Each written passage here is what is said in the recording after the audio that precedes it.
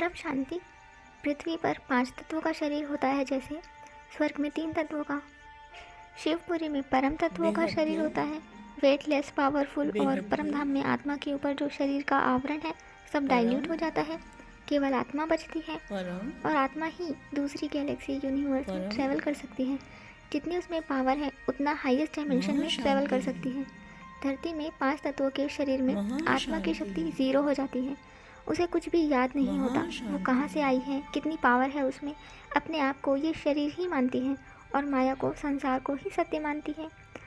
इस माया के संसार से हमें केवल ज्ञान ही निकाल सकता है। मृत्यु के बाद ऊपर के डायमेंशन में या लोक में हम ज्ञान होगा तभी जाएंगे, नहीं होगा तो कर्म बंधन की वजह से धरती पर ही पुनर्जन्म होता है और आत्मा जन्म मृत्यु के चक्र में आती रहती है। और अगर आत्मा की शक्ति बहुत ही कम हो चुकी है कई जन्म लेने के बाद, तो आत्मा जीव योनि में भी चली जाती है, नरक में भी चली जाती है, भूत भी बनती है। 3 तत्वों के शरीर को सूक्ष्म शरीर कहते हैं। ये आकार में होता है, जैसे मनुष्य जानवर का स्थूल भौतिक शरीर होता है, वैसा ही वायु प्रधान शरीर होता है, सूक्ष्म शरीर जिसे कहते हैं। इस वायु प्रधान शरीर यानी वायु में ही अग्नि और आकाश की मात्रा होती है। सूक्ष्म शरीर इच्छा के अनुसार आकार बदल सकते हैं, जैसे मनुष्य भी अपनी इच्छा के अनुसार खूबसूरती और वजन बढ़ाने घटाने के लिए शरीर बदलते हैं, शरीर में बदलाव लाते हैं। लेकिन इसके लिए उनको पुरुषार्थ करना पड़ता है, जिसमें काफ़ी समय लग जाता है। लेकिन मनुष्य शरीर में आत्मा की शक्ति 0 हो जाती है। सूक्ष्म शरीर इच्छा के अनुसार आकार बदल सकते हैं। इसका वज़न जैसे हवा होती है उतना, उसमें भी कम, ज़्यादा, जिसमें ज़्यादा इच्छाएं, वासनाएं, कर्मों का भार जिस आत्मा में होता है उसका सूक्ष्म शरीर भारी होता है। लेकिन उसको हम नाप नहीं सकते, ग्राम से भी कम होता है। भूत का भी सूक्ष्म शरीर होता है, देवताओं का भी सूक्ष्म शरीर होता है, महालोक, जनलोक, तपलोक में भी सूक्ष्म शरीर होता है। लेकिन सूक्ष्म शरीर अलग अलग लोक या डायमेंशन में अलग अलग पावर का होता है। जितना आत्मा में पावर उतना सूक्ष्म शरीर हल्का होता जाता है और उसमें रजोगुण और सतोगुण बढ़ते जाता है। जैसे स्थूल शरीर यानी कि ये मनुष्य के शरीर में हमें कहीं जाना है तो चलकर जाना पड़ता है, उसके लिए हमें मेहनत करनी पड़ती है, कर्म करना पड़ता है। लेकिन जब हम सूक्ष्म शरीर में होते हैं तो आत्मा, अगर भूत प्रेत की आत्मा है तो वो एक जगह से दूसरी जगह उड़कर ऐसे जा सकती है, लेकिन उसमें भी उनको थोड़ा टाइम लगता है। मनुष्य को तो बहुत ही कम लगता है मनुष्य से, और देवताओं को एक जगह से दूसरी जगह कभी भी पहुंच सकते हैं, कुछ सेकंड्स में, कुछ मिनट में। और जितना ऊपर जाएंगे तो उनमें जितनी पावर बढ़ती जाती है, जितने जितने ऊपर के डायमेंशन में हम जाते हैं आत्मा की पावर बढ़ती जाती है और उसमें स्पीड आती जाती है। सोचा और पहुंच गए, जैसे नारद जी थे जो नर्कलोक में, पृथ्वी में, ऊपर के डायमेंशन में, विष्णुपुरी में चुटकी बजाते यानी कि सोचते ही पहुंच जाते थे। तो वो मन की गति से उनकी स्पीड थी। देवताओं के पास भी विमान होता है, ऊपर के आयामों में और भी सबके पास विमान होते हैं। जैसे कि हमारे पास गाड़ी है, लेकिन ये स्थूल साधन है, और उनके जो विमान है वो मन की गति से चलते हैं। जहाँ उनको जाना है वहाँ सेकंड के खरबवें भाग में भी पहुँच सकते हैं, जैसे जैसे पावर बढ़ती जाती है। और उस विमान का साइज़ भी बड़ा या छोटा हो सकता है, जैसे मन की इच्छा वैसे ही वो बन जाता है। जैसे हम स्थूल शरीर में जब मनुष्य रूप में कोई घर चाहिए, कुछ बनाना है, तो पहले हम उसके दिमाग में प्लानिंग करते हैं, फिर उसके लिए पैसे जुटाते हैं और फिर उसका मैप बना के फिर कंस्ट्रक्शंस करवाते हैं और ये सब करवाते हैं।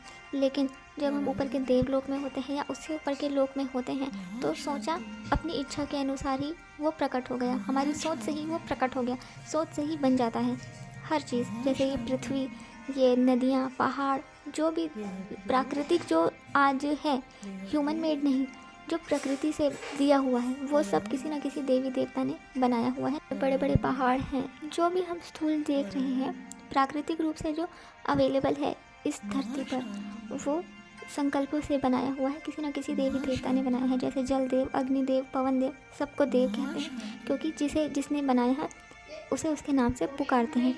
ब्रह्मापुरी तक तत्वों की दुनिया, तत्वों की आत्माएं हैं, लेकिन मनुष्य जैसे तत्वों की नहीं, 3 तत्वों की जो आकार में होती हैं। थोड़े हल्के परम तत्वों की मात्रा होती है। और उससे ऊपर विष्णुपुरी में 50% परम तत्व और 50% स्थूल तत्वों की मात्रा होती है, आत्माओं में और वहाँ की प्रकृति में और वहाँ की सभी रचना में। और उससे ऊपर जब हम शिवपुरी में जाते हैं तो 100% परम तत्व, वहाँ पे आत्माओं की जो इच्छाएं होती ही नहीं है, शून्य इच्छा, या एकदम हल्की लेकिन ना के बराबर एकदम परम सुख का अनुभव करती हैं। वहाँ के वायुमंडल में ही परम सुख का अनुभव करती हैं आत्माएं। ब्रह्मा की जो रचना है वो शिवपुरी तक जा ही नहीं सकती। शिवपुरी में जाएंगी तो वहाँ की जो वायुमंडल है उसके वायुमंडल में ही आत्मा डाइल्यूट हो जाएगी, उसकी पावर विलय हो जाएगी वहाँ के वायुमंडल में ही आत्मा की। वहाँ का वायुमंडल इतना पावरफुल होता है, वहाँ बहुत पावरफुल सोल्स ही जा सकती हैं। शिवपुरी में ही आकार्य शिव शक्ति रहते हैं अर्धनारेश्वर रूप में। आज जो हम मंदिरों में माता की जो मूर्ति देखते हैं उसका कुछ 1-2% ही होगा, बाकी नहीं है। वो एकदम वाइट है, प्योर वाइट के जैसे उनका आकारी शरीर है, प्योर वाइट पावर का, स्थूल शरीर नहीं है, पूरा पावर का है, एक एनर्जी, वाइट एनर्जी जैसी। और सबसे ऊपर इस ब्रह्मांड का हाईएस्ट डायमेंशन है परम धाम, सुप्रीम अबोर्ड, जहाँ इस ब्रह्मांड के क्रिएटर रहते हैं, जो फॉर्मलेस हैं, उनका कोई फॉर्म कोई आकार नहीं है, इसीलिए उन्हें निराकार कहते हैं। वो एक लाइट है, वो प्रकाश है, वो निर्गुण है, उनमें कोई गुण नहीं है, ना सतो रजो तमो, कोई नहीं, वो निसंकल्प है। वहाँ परम शांति होती है। वहाँ का वायुमंडल परम आकाश का होता है। वहाँ सभी आत्माएं परम लाइट, इस ब्रह्मांड की तो आत्माएं वहाँ जा ही नहीं सकती। वहाँ केवल दूसरे ब्रह्मांडों से, दूसरी गैलेक्सी यूनिवर्स से आत्माएं आ सकती हैं। इस ब्रह्मांड की जो आत्माएं हैं वो वहाँ तक तो नहीं जा सकती।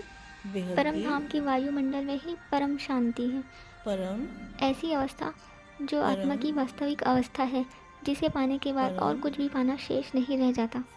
जैसे इस स्थूल शरीर में, मनुष्य रूप में हम हमेशा एक अंदर की शांति की तलाश में रहते हैं। हम कितना भी पैसा कमा ले, कितना भी हमें घर का, परिवार का सुख मिल जाए, हमारी इच्छा पूरी हो जाए, लेकिन कहीं ना कहीं हमें शांति की तलाश होती ही है, एक सुकून की तलाश, एक कमी हमेशा महसूस होती है। वो हमारे अंतर आत्मा की आवाज़ होती है कि तुम्हें शांति चाहिए, क्योंकि तुम्हारा वास्तविक स्वरूप ही परम शांति का है। तो वही आत्मा खोजने की कोशिश करती है, और वो केवल हम ज्ञान से ही अपने वास्तविक स्वरूप में पहुंच सकते हैं। इस धरती की माया से सदा के लिए मुक्त हो सकते हैं केवल ज्ञान से। तो ज्ञान लीजिए, ज्ञान सुनिए, अपने वास्तविक स्वरूप को जानिए, आत्मस्वरूप बनिए। अब इसके बारे में लाइफ इन मल्टीवर्स की बुक में लिखा है, अलग अलग ब्रह्मांडों में अलग अलग शरीर, हर ब्रह्मांड में 84 लाख प्रकार के जीव हैं। जितने भी जीव हैं उन सभी के शरीर भी अलग अलग प्रकार के हैं। प्रश्न यह उठता है कि सबसे बेहतरीन शरीर कौन सा और किस ब्रह्मांड में होगा। इस सवाल का जवाब इस वक्त शायद किसी के पास नहीं होगा, परंतु बेहद ज्ञान समझाता है कि जीवात्मा यह सब समय स्पेस के साथ जुड़े हैं। जैसे जैसे समय बदलता है शरीर भी बदलते हैं। जैसे मृत्यु लोक यानी इस धरती लोक में मनुष्य का शरीर अलग अलग अवस्था से गुजरता है, बचपन, जवानी, बुढ़ापा, इन सब के बाद शरीर की मृत्यु होती है और फिर उस आत्मा का पुनः जन्म होता है।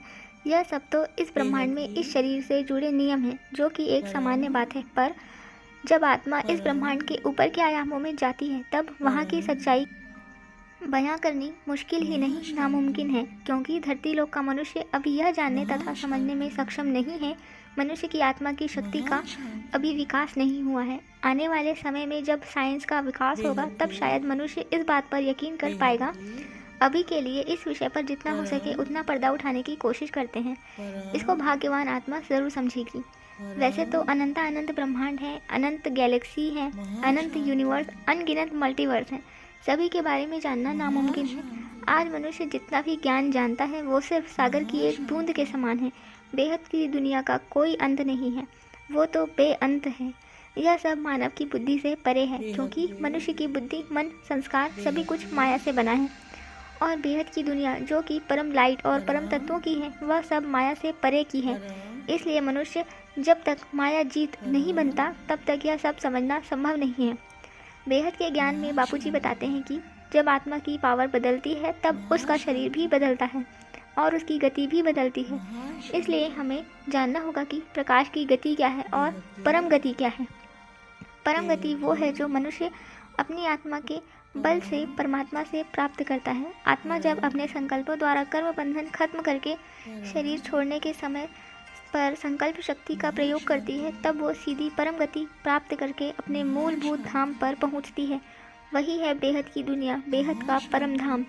सिर्फ अंतिम संकल्प द्वारा वह परम गति को प्राप्त होती है, पर इसका अभ्यास पूरे जीवन काल में करना पड़ता है। तभी वह परम गति को प्राप्त कर सकती है। इस यात्रा के दौरान आत्मा अलग अलग ब्रह्मांडों में से निकलती है और उस समय के दौरान उसका शरीर भी बदलता है। बापूजी ने अपनी वीडियो जर्नी ऑफ सोल में काफ़ी गहराई से यह बात समझाई है। आत्मा ऊर्ध्व गति और अधोगति में अपने शरीर को बदलती रहती है। जैसे जैसे माया की दुनिया से परे होती है वैसे वैसे शरीर में आत्मा का प्रकाश बढ़ता चला जाता है। आत्मा जब अलग अलग पीढ़ी में या अलग अलग कला की दुनिया में पहुंचती है तब उसका शरीर भी उसी कला की पावर के अनुसार बदलता है। अलग अलग प्रकाश का शरीर और उसमें ज्ञान की अलग अलग मात्रा भी होती है। अगर मनुष्य आत्मा हमारे ब्रह्मांड के शरीर के रहस्य को गहराई से समझे तो उसकी आगे की यात्रा सरल हो जाएगी। आत्मा के अस्तित्व को सभी धर्म मानते हैं। कोई आत्मा कहते हैं, कोई रूह कहते हैं, तो कोई सोल कहते हैं। विज्ञान मानता है कि आत्मा एक कॉन्शियस एनर्जी है जो जागृत है। मैं एक आत्मा हूँ। शरीर तो आत्मा का कर्म करने का एक साधन मात्र है। बेहद की आत्मा परम प्रकाश से बनी है। आत्मा के प्रकाश की किरणें चारों ओर फैलती है, उसे माइट कहते हैं। माइट माना प्रकृति। लाइट के ऊपर हमेशा माइट का सुरक्षा कवच होता है। माइट लाइट की सुरक्षा करती है जिससे आत्मा के अंदर किसी भी प्रकार का कचरा ना आ जाए। आत्मा बड़े माइंड के केंद्र में निवास करती है जिसे साइंस पीनियल ग्लैंड कहता है। माथे पर जहाँ हम तिलक करते हैं, आत्मा का मूल स्वरूप पवित्र, पावन और शुद्ध होता है। आत्मा का प्रकाश सफ़ेद चमकते हुए सितारे जैसा है। रात को आसमान में सितारे जैसे चमकते हैं वैसे ही हमारी आत्मा चमकती है। शास्त्रों में बताया गया है कि हमारी आत्मा बाल की मोटाई के खरबवें भाग से भी छोटी होती है। आत्मा को स्थूल आंखों से नहीं देखा जा सकता। केवल आत्मस्वरूप में ही उसे जान सकते हैं और अनुभव कर सकते हैं। आत्मा के अंदर मन, मन के अंदर बुद्धि और बुद्धि के अंदर संस्कार होते हैं। आत्मा मन के द्वारा शरीर को चलाती है। आत्मा निर्लेप होती है। अभी ब्रह्मा का दूसरा परार्ध चल रहा है। ब्रह्मा का पहला परार्ध बीत चुका है और आत्मा 198 करोड़ वर्ष से जन्म मृत्यु के चक्र में चली आ रही है। जो इस ब्रह्मांड की आत्माएं हैं वो, दूसरे ब्रह्मांड से जो भी आत्माएं आई हैं वो नहीं। इसलिए मनुष्य की आत्मा के ऊपर कई जन्मों के कर्मों का आवरण चढ़ गया है। मृत्यु के बाद आत्मा के साथ सूक्ष्म और कारण शरीर साथ होता है। मनुष्य इन सभी शरीरों का मालिक है, परंतु वह उसे कभी जान नहीं पाएगा क्योंकि मनुष्य सिर्फ उन आँखों से दिखने वाले शरीर को ही सत्य मानता है, खुद को शरीर मानता है और उसका ध्यान रखने में अपना ज़्यादातर समय व्यतीत करता है। आत्मस्वरूप की पढ़ाई के बगैर यह संभव नहीं। आइए मनुष्य के शरीर के परम सत्य को जानने का प्रयत्न करते हैं। स्थूल शरीर, फिजिकल बॉडी। 5 महाभूत से बने शरीर को हम स्थूल शरीर कहेंगे। हमारा स्थूल शरीर 5 तत्वों से बना है, आकाश, वायु, अग्नि, जल और मिट्टी। जब आत्मा 5 तत्वों के शरीर में होती है तब मिट्टी और जल तत्व के कारण आत्मा की शक्ति कम होती है, शरीर भारी होता है। स्थूल शरीर के कारण मनुष्य के मन और बुद्धि स्थूल वस्तु में फंस जाती है और मनुष्य भोग में लिप्त हो जाता है, जिससे आत्मा का ज्ञान छुप जाता है। सूक्ष्म शरीर, सबल बॉडी। जब आत्मा मृत्यु को प्राप्त होती है तब उसका 5 तत्वों का शरीर 3 तत्वों का हो जाता है। मिट्टी तत्व मिट्टी में मिल जाता है और जल अग्नि में जलकर भाप बन जाता है, अर्थात उसका शरीर आकाश, वायु और अग्नि तत्व का रह जाता है। उसे ही सूक्ष्म शरीर कहते हैं। सूक्ष्म शरीर को स्थूल आंखों से नहीं देख सकते हैं। मृत्यु के बाद सूक्ष्म शरीर में आत्मा की शक्ति बढ़ जाती है क्योंकि मिट्टी और जल तत्व का शरीर अब नहीं रहता। जितना कर्मों का बोझ कम होगा उतनी आत्मा हल्की होगी। तपस्या करने से आत्मा की ऊपर जाने की गति और शक्ति बढ़ जाती है। आत्मा जितना ऊपर जाती है उतना ज़्यादा सुख और शांति का अनुभव करती है। सूक्ष्म शरीर में सभी भावनाओं और कर्मों का रिकॉर्ड होता है। सूक्ष्म जगत में सूक्ष्म शरीर से ही यात्रा की जा सकती है। मरने के पश्चात आत्मा के सूक्ष्म शरीर के साथ ही मन, बुद्धि और संस्कार जाता है। ऊपर सूक्ष्म जगत में सूक्ष्म दुनिया है जहाँ अलग तत्वों की दुनिया है जो इन आँखों से नहीं देखी जा सकती। उसे दिव्य दृष्टि से देखा जा सकता है आत्मस्वरूप में। प्राचीन समय में ऋषि मुनि अपने संकल्पों से सूक्ष्म शरीर को जहाँ भी लेकर जाना चाहें अपनी इच्छा से ले जा सकते थे। इस स्थूल शरीर से निकाल लेते थे अपने सूक्ष्म शरीर को और घूम के वापस अपने ही स्थूल शरीर में प्रवेश कर लेते थे। कारण शरीर, कॉजल बॉडी। आत्मा का जब जन्म होता है तब सबसे पहले आत्मा में मन आता है। मन फिर धीरे धीरे सोचता है तो बुद्धि आती है। बुद्धि से कर्म करता है तो संस्कार बनता है। संस्कारों से कारण शरीर बनता है। कारण शरीर से सूक्ष्म शरीर बनता है और सूक्ष्म शरीर से स्थूल शरीर बनता है। हमारे मन, इच्छाएं, संकल्पों और कर्मों के कारण जो शरीर बनता है वह कारण शरीर है। कर्म बंधन से, पाप कर्म से, भोग करने की इच्छा, नकारात्मक सोच से हमारे कारण शरीर की शक्तियाँ क्षीण हो जाती हैं। मनुष्य के सभी कर्मों का अभिलेख कारण शरीर में है। कारण शरीर चार्ज करके विकर्मों को विनाश कर सकते हैं। कारण शरीर चार्ज होने से आत्मा में आकाश तत्व बढ़ जाता है और आत्मा विष्णुपुरी में कारण जगत में चली जाती है। कोई भी रोग मनुष्य के स्थूल शरीर में आने से पहले कारण शरीर में आता है।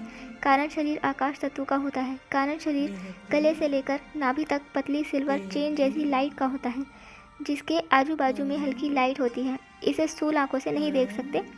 फरिश्ताओं का कारण शरीर होता है। विष्णुपुरी में आत्माओं का कारण शरीर होता है। कारण शरीर सिर्फ आकाश तत्व से बना है। आकाश तत्व वायु और अग्नि तत्व से सूक्ष्म होता है।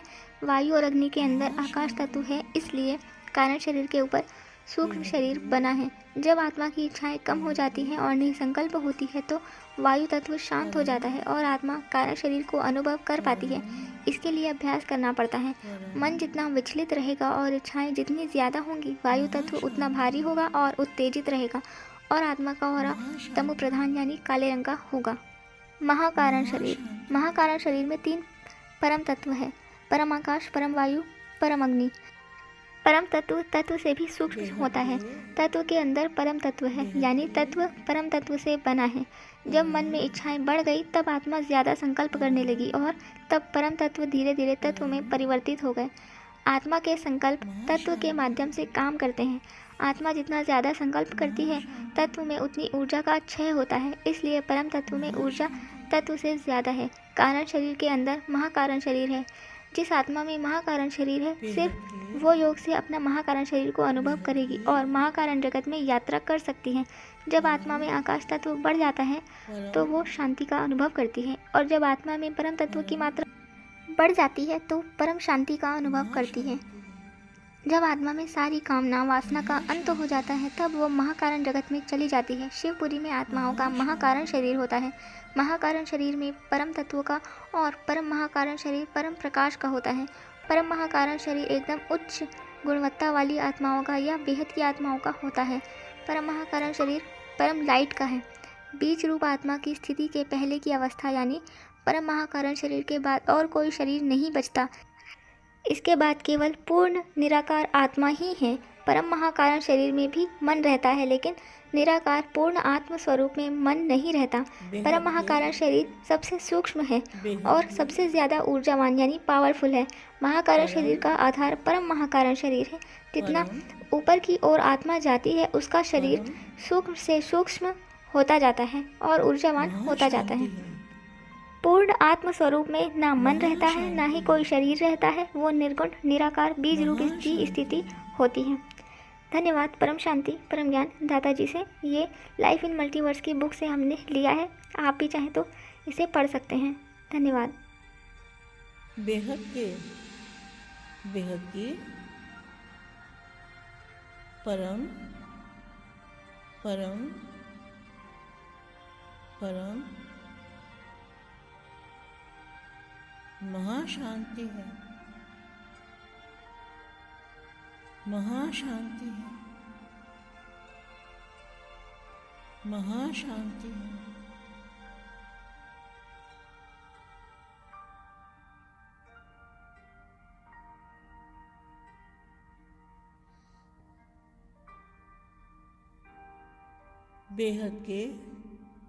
बेहद की परम परम